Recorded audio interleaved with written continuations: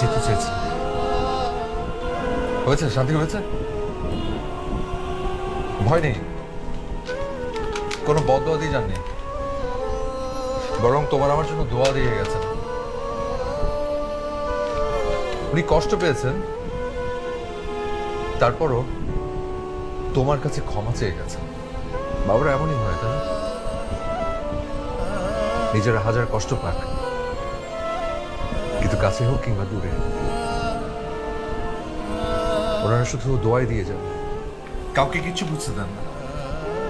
সন্তানদের জন্য তাদের মনের মধ্যে শুধু দোয়া ছাড়া আর কিচ্ছু থাকে না। আমরা আমরা যে বাবা মার আঙুল ধরে বড় হই না,